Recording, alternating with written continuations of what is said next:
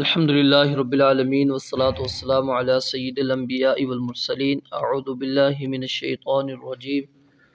قل یا ایہا الناس انما انا لکم نذیر مبین قل کہہ دیجئے یا ایہا الناس اے لوگو انما انا لکم نذیر مبین اس کے سوا نہیں میں صرف تمہیں کھلم کھلا ڈرانے والا ہوں۔ فالذین آمنوا وعملوا الصالحات پس وہ لوگ جو ایمان لے کر آئے اور انہوں نے نیک اعمال کیے، لہم مغفرۃ ورزق کریم ان کے لیے عظیم بخشش اور باعزت رزق ہے۔ والذین سعوا فی آیاتنا معاجزین اور جن لوگوں نے ہماری آیات کے بارے میں کوشش کی ہے کہ اس حال میں کہ نیچا دکھانے والے ہیں، اولئک اصحاب الجحیم وہی بھڑکتی آگ والے ہیں۔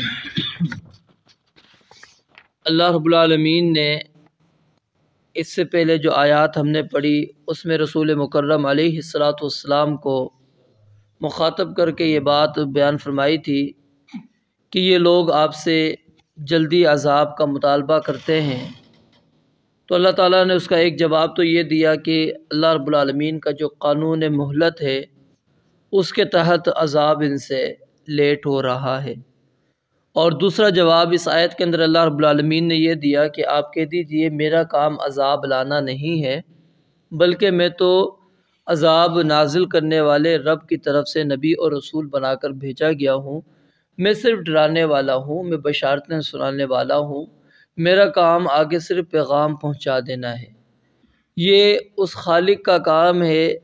جس نے مجھے نبی اور رسول بنا کر مبعوث کیا ہے کہ وہ کب عذاب کو نازل کرے گا۔ تو کہہ دیجئے یا ایھا الناس اے لوگو، اس کے اندر تمام قسم کے لوگ ہیں، یعنی قیامت تک آنے والے تمام لوگوں کو یہاں پر خطاب ہے، کیونکہ نبی علیہ السلام کو اللہ تعالیٰ نے صرف مکہ کی طرف یا عرب کی طرف نبی اور رسول بنا کر مبعوث نہیں کیا تھا، بلکہ آپ کو کافۃ للناس بشیرا و نذیرا تمام لوگوں کے لیے اللہ تعالیٰ نے بشیر اور نذیر بنا کر بھیجا۔ قل یا ایھا الناس انی رسول اللہ الیکم جمیعا الذی لہ ملک السماوات والارض، کہہ دیجئے اے لوگوں میں تمام لوگوں کی طرف اللہ کا نبی اور رسول ہوں۔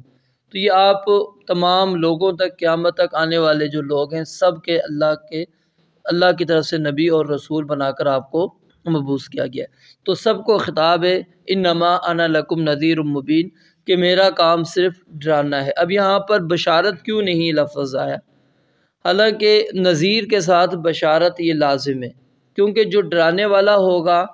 وہ ساتھ میں بشارتیں بھی سنائے گا۔ اب جس کام سے آپ کو ڈرایا جا رہا ہے کہ یہ کام نہ کرو گے تو یہ سزا آپ کو ملے گی، تو یقیناً جب آپ اس سے بچو گے تو اس کے بدلے میں کوئی آپ کو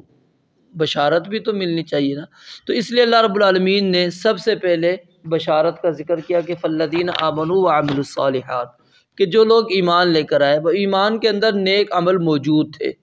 کیونکہ ایمان 3 ارکان کا نام ہے بنیادی طور پر، جس کے اندر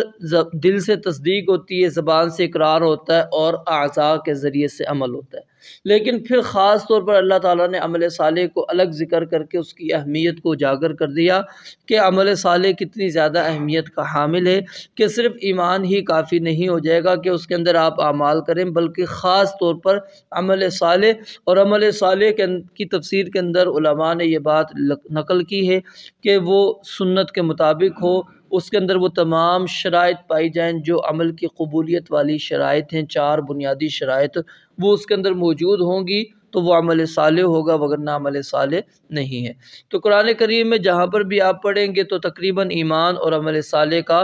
خاص طور پر اللہ تعالیٰ نے ایک ساتھ ذکر کیا ہے۔ اور شروع کے اندر جو ہم نے یعنی کہ آیات پڑھی،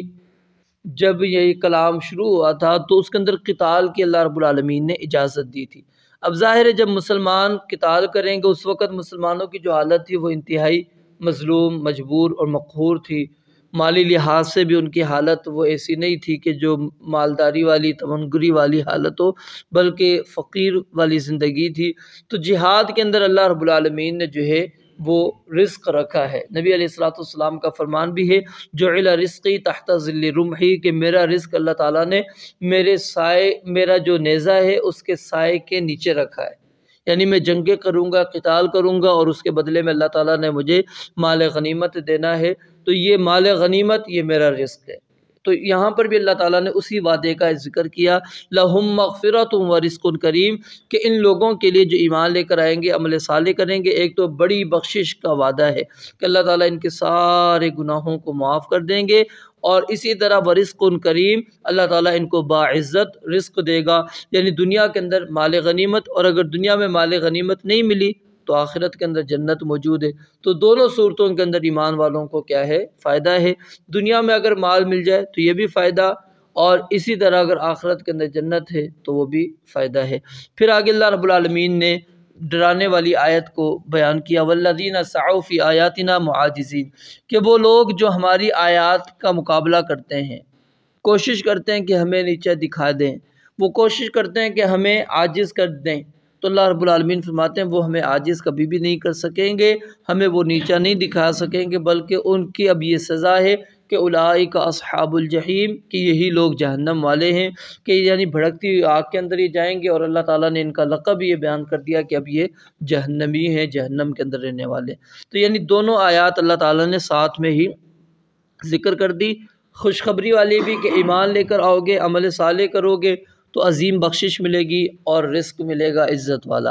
اور اسی طرح اگر اللہ کی آیات کے مقابلے کے اندر آؤ گے، اللہ کی آیات کے مقابلے کے اندر آیات بنانا بھی اس کے اندر آ جاتا ہے، یا پھر دعوت کو روکنا بھی اس کے اندر شامل ہو جاتا ہے، کہ جو لوگ مسلمان ہونا چاہتے ہیں آپ ان کے اندر رکاوٹ بنتے، کیونکہ اگلی آیت جب آپ کل سنیں گے تو اس کا مفہوم بھی اسی سے ملتا جلتا ہے، کیونکہ شیطان جو ہے وہ جب بھی نبی علیہ السلام کوئی دعوت دیتے تھے تو شیطان رکاوٹ پیش کر دیا کرتا تھا، تو اس کی جانب اللہ رب العالمین نے اس آیت کے اندر وہ اشارہ کیا ہے کہ جو ہماری آیتوں میں کوشش کرتا ہے معاجزین، اور اس کا مقصد کیا ہوتا ہے؟ یہ نہیں ہے کہ وہ علم اس لیے حاصل کرتا ہے کہ وہ لوگوں تک دین کا پیغام پہنچائے گا، بلکہ وہ عاجز کرنے کے لیے، نیچا دکھانے کے لیے، تو ایسے لوگ اللہ رب العالمین فرماتے ہیں جہنمی ہے۔ رب العالمین سے دعا ہے اللہ تعالیٰ سمجھنے عمل کرنے کی توفیق عطا فرمائے۔ وآخر دعوانا الحمدللہ۔